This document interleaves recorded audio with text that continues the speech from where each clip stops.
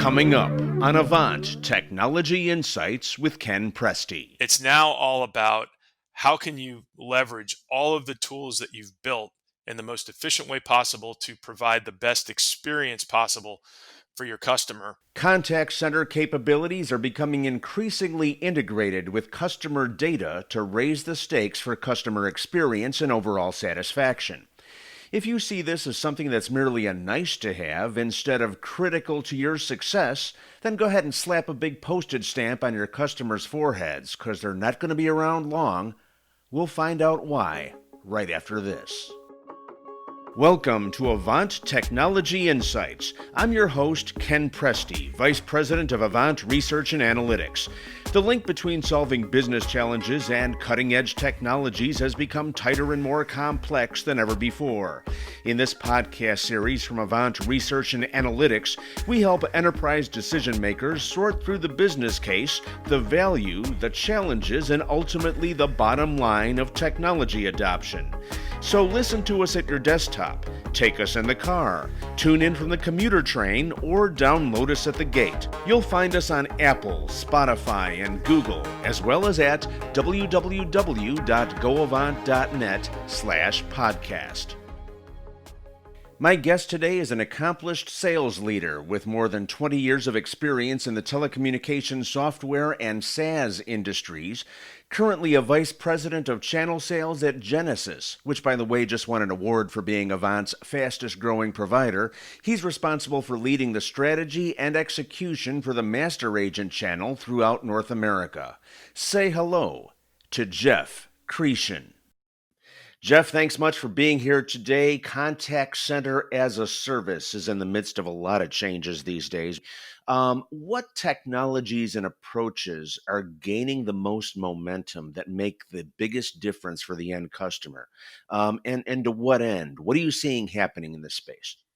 Well, I'll tell you, Ken, that's a great question. And what we're seeing is really this convergence of all of the contact center elements that have been developed over the years, converging into one sort of narrow focus around the term personalization, right? Mhm. In fact, Genesis has coined a term that we call experience as a service.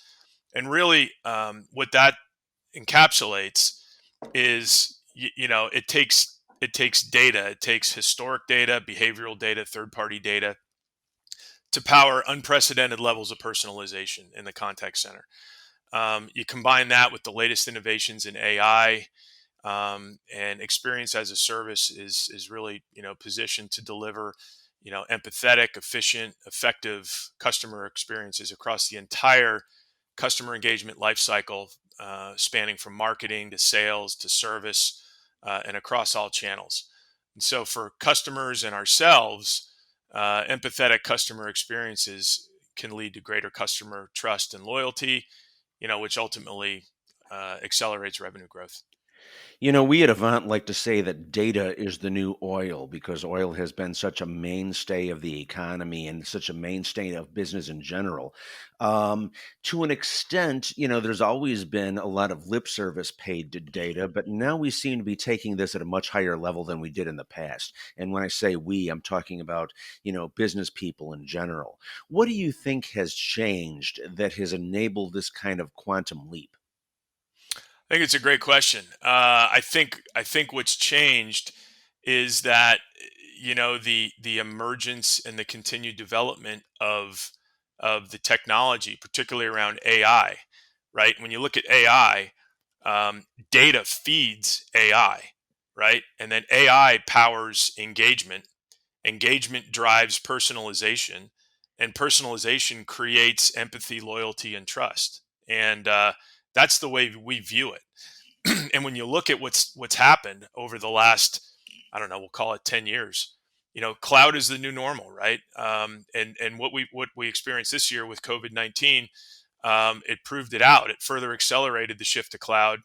Um, you know, Previous concerns that companies may have had around control and resilience of cloud really have been overshadowed by the need for business continuity, innovation, and agility. So Um, that's sort of a backdrop.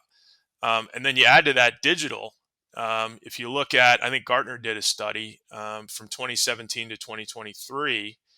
The number of interactions, if you look at it, are growing. The digital channels are growing by a factor of 3.5 times relative to just voice and IVR. So you've got cloud, you've got digital, um, and then, as I said, AI has really started to reach kind of a maturity level where it's driving automation. And companies are starting their AI journeys with chatbots and voice bots. The automation is quickly evolving and creating strong customer business cases. And AI is evolving to enable predictive, prescriptive, and cognitive customer employee experiences. And so I think having a powerful suite of AI capabilities is central to what we call, as I said, experience as a service. But as I said, it's all fed by data. I mean, AI feeds on data. So the more data you have, the more intuitive AI experience you're going to have. And since better and more data really drive the quality of human and AI decisions, you're starting to see different data models and new standards are on the rise. To sort of ease data integration issues, you're seeing data security and privacy, taking a sort of a position in the forefront. So all those things I think are coming together right now to really sort of drive this new experience. So you've got AI, artificial intelligence, you've got ML, machine learning, you've got bots, you've got this whole multi-channel and even omni-channel kind of environment, all being fed by data. Connect the dots for me, if you will, on the degree to which you can use these types of things to really understand your customers' needs, perhaps before they even articulate them to you. Yeah, yeah, it's a great question. So when you look at it, the experience as a service model is sort of an evolution of the contact center, and if you look at it, let's go back 20 years. A contact center was big iron, right? It was a big premise, monolithic environment, and it was very customizable, but it was very rigid at the same time. I mean, changes and modifications took a long time. It was sort of a Frankenstein approach. You had to bolt on a module to try to achieve the capability that you were looking for. And then, the next evolution from that was to the cloud. And so if you look at the early to mid 2000s as we were evolving to the cloud, that was a big deal. Hosted cloud or full multi-tenant cloud. I mean, those were sort of terms that were, 2006, 2007. And then you go from there. So how do you make the cloud better? Well, first it was multi-channel, right? And then from multi-channel grew omni-channel. And then from omni-channel, you start to infuse AI, right? And now you've got this immense personalization that you can create because of the data capability. And then you combine all that together, and that's what Genesis is calling experience as a service. Mhm.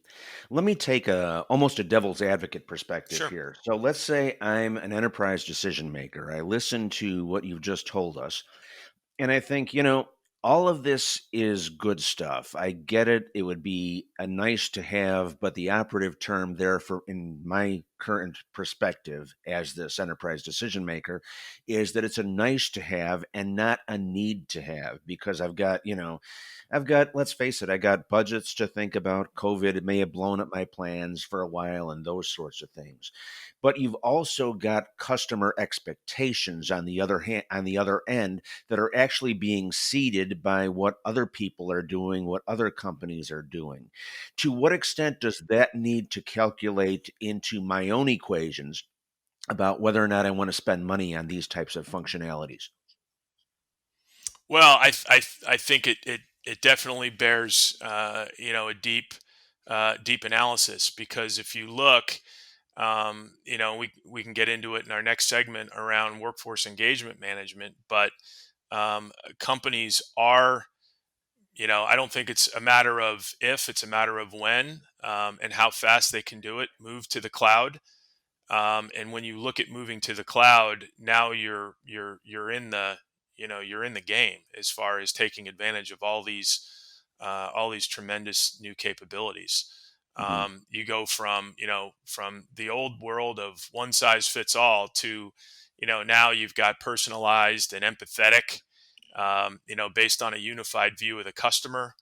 You go from reactive and static to proactive and predictive, powered by AI, and you go from siloed to efficient and effective, optimized across marketing, sales, and services. So I think companies today are, and if they're not, they need to at least evaluate, the tremendous gains that they'll see in, either driving revenue or, or taking cost out of the business, and most of all, improving customer satisfaction.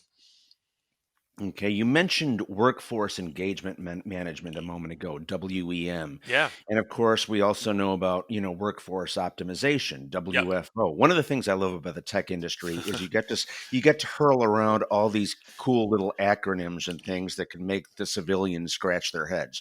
Um, Yeah. so, take those two things, WEM and WFO, and contrast them, if you will, against experience as a service, which is kind of the next logical step, I would think, It, on those two it, things. it, yeah, it is. It is. So when you look at experience as a service, that encapsulates a lot of the foundational elements of the contact center, including, the infrastructure itself, analytics, CRM integration, um, and other things. But one of the things that is I think sort of paramount to that is what we're calling workforce engagement management. And that is really the next evolution of WFO, which stands for workforce optimization. So, workforce engagement management really places a huge emphasis on agent empowerment, by rewarding, worker focused tools such as flexible scheduling, personalized training and coaching, and even renovated agent workspaces. Um, some of the components of workforce engagement include what we're calling voice of the employee. You've heard of voice of the customer. This is voice of the employee, and those are executed by way of survey.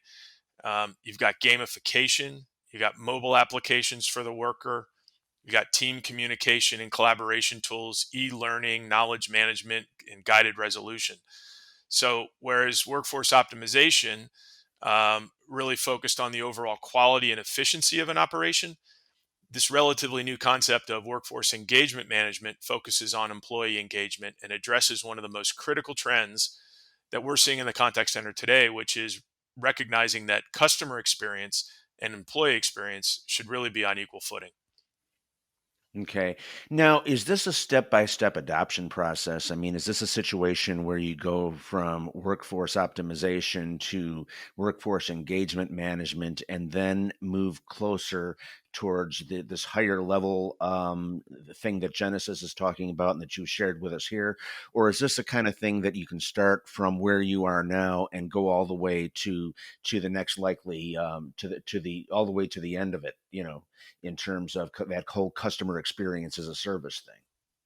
Yeah, no, it's evolutionary for sure. Hmm. A lot of companies now have some elements of workforce optimization, most notably workforce management or quality management. Some of these types of things. And what workforce engagement management strives to do is really take that to the next level with a focus on the employee, right? And you know so frequently, organizations rely too heavily on WFO and performance metrics to drive, agent efficiency. um, the result of that is lopsided, right? And it results in employee disengagement, and employee unhappiness. And so, when you're just bombarding agents with a constant stream of numbers and targets every day that they've got to hit, um, I think a lot of agents, particularly the younger ones, the millennials that are now taking jobs in contact centers, they're getting disenfranchised. They're disinterested, and as a result, they quit. And so, it's not uncommon to see an average contact center might attrit 70% to 100% of its agents in an annual basis. And so, companies are now that are adopters of contact center technology are now starting to realize that it's not just about customer experience, but back up a step, and where does that start? It starts with the agent, right? It starts with the employee.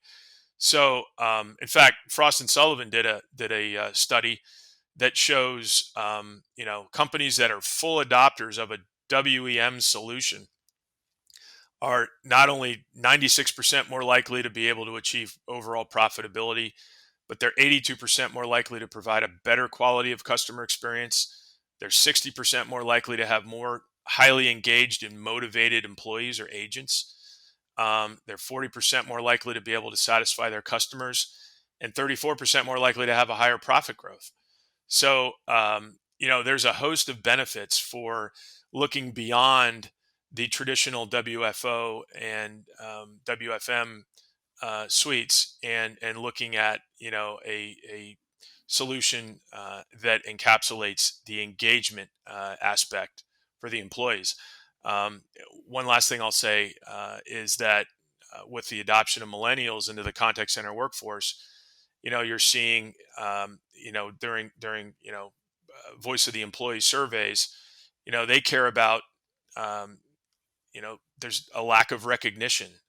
There's a lack of tools to help employees improve their customer experience, and there's an underutilization of their skills. So, companies are starting to look at performance management, forecasting, and workload staffing, and the ability to improve employees' work-life balance is like three main areas of focus to really improve that WEM.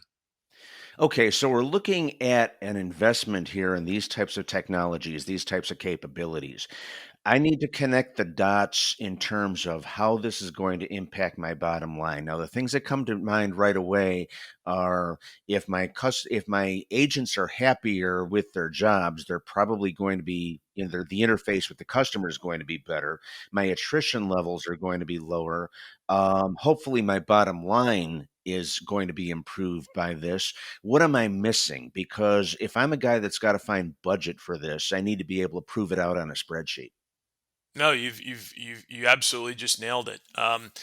The it's a lot of the companies that are adopting a WEM solution already have some elements of WFO in their stack, and so this is just taking it to the next level. And one of the things that we're seeing is that and I think Frost and Sullivan bared this out in their white paper, which is that 3 out of 5 organizations prefer an integrated WFO WEM suite from one vendor rather than a best of breed approach where you're sourcing different elements from different vendors. So um, you know I circle back to Genesis for a second. One of the things I think that's unique about us is that we have a very robust WEM suite built into our Genesis cloud stack. So and which is full, 100% cloud based, um, using microservices architecture. So when a customer subscribes to a Genesis cloud, for example, they have access to a fully integrated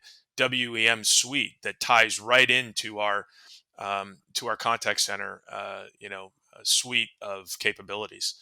Mm. So, it's an operating expense in terms of how you pay for it. So there's no major, significant investment up front other than just, enabling the features and capabilities as part of the suite. It's interesting because we're talking a lot about the technology behind it, and that's obviously where the rubber meets the road. But I'm also sensing that this is a lot about business processes, and there's actually more of a soft skills kind of aspect to this as well. Yeah, yeah, you're absolutely right. Um, it's a it really is. And when you look at workforce engagement management, it's a critical focal point in contact centers today, as the employee experience and the customer experience get even more deeply intertwined. So improving both really leads to cost reduction, higher customer sat levels, and increased brand loyalty.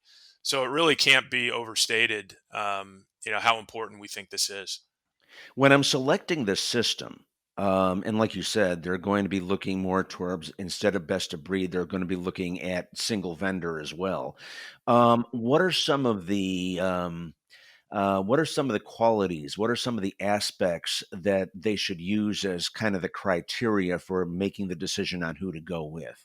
If we break this down into the subset of the various functions within those solutions, Yeah, what do you see are the most important ones to have? sure. There's a couple. I think when you want to kind of look at it broadly, it needs to have performance management, right? So that is a tool that helps a contact center um, manage and gauge the performance of the agents, how they're doing against KPIs. It's got to have forecasting, and so that um, agents can plan their shifts and maybe do shift bidding if they want to trade a shift with somebody. It's got to have it's got to be able to improve the employees sort of work life balance. I mean, that's important. That's the biggest thing when you look at the data that is missing is the engagement of the agents in the contact center. One of the tools that's really gaining a lot of traction these days is gamification, and that's very, very important. When you look at the importance of rewarding agents for meeting and exceeding goals, scores and targets, and for achievements.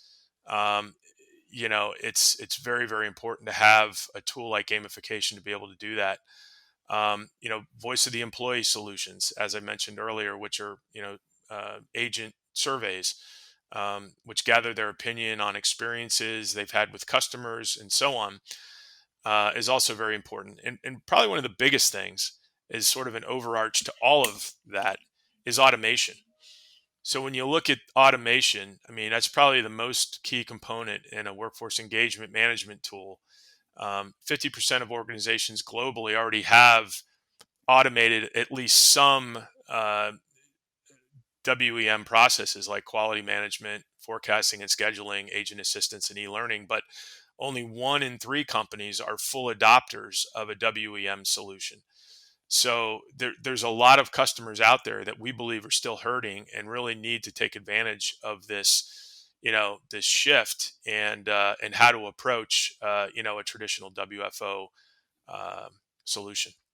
Yeah, and there's trusted advisors that can help them along that path because there are a lot of hooks as I can see it, because there's a lot of integration points here. There's a lot of things that have to come together in order to make all this work the right way.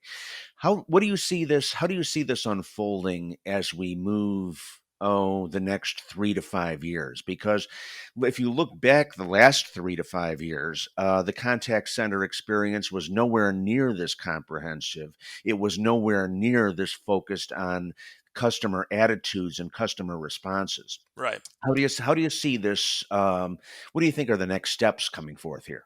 Well, I think it's going to be it's going to be a continued evolution of what we've achieved to date. And when you look at how far contact centers have come over the last 25, 30 years, it's amazing. And so now it's not about you know how many tools and how many features and capabilities you've accumulated in your contact center, but it's how well are they working together to achieve the desired outcome, right? How are they helping your customer help their customers do a better job? And when you look at the world we live in today, where social distancing and that sort of thing, people aren't going out and shopping or engaging with businesses that they've dealt with the same way as they have. The contact center has really become kind of the new storefront.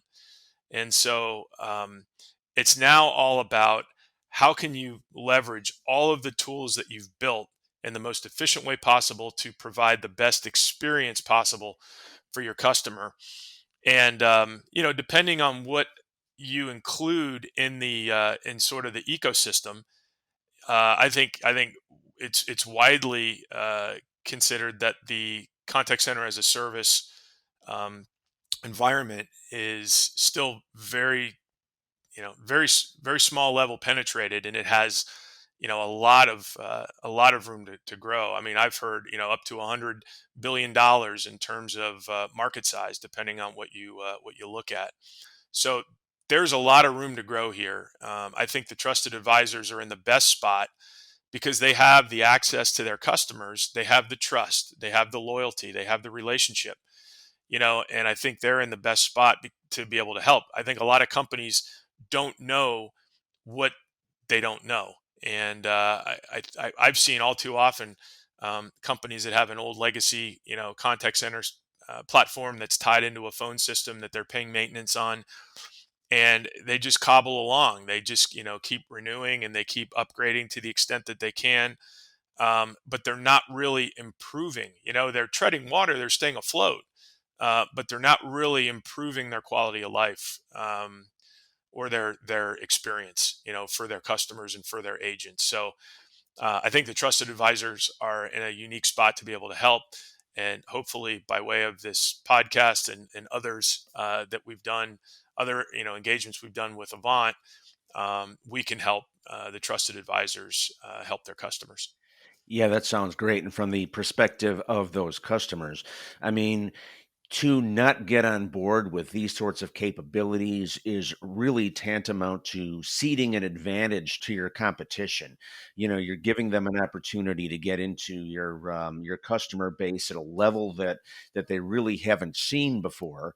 And I think it's one of those things where they need to, take stock of what they're doing, look at their numbers, look at their customer experience, and then engage with those trusted advisors to see where they go from there. So Geoff Chretien, Vice President of Channels at Genesys, great discussion. This is one of the more fascinating things, I think, going on in the tech space these days, because it touches so many different companies at so many different levels and so many different vertical markets. It's just one of those things that we're going to hear a lot more about as time goes on, and it's going to become a lot more crucial to success in the business environment. So, Geoff, thank you very much for being here today. We appreciate your time, and we will talk to you soon, my friend. That sounds great, Ken. Thanks very much. Really appreciate the time today. You've been listening to Avant Technology Insights with Ken Presti, featuring information and opinions on how key technologies can be leveraged to solve business problems. Avant Technology Insights is a service of Avant Communications, a platform for IT decision-making. All opinions expressed in this podcast are those of the guest and the host. For more information, please feel free to download our research reports and other resources at www.goavant.net. That's www.goavant, as in victory, ant.net. For Avant Research and Analytics, I'm Ken Presti.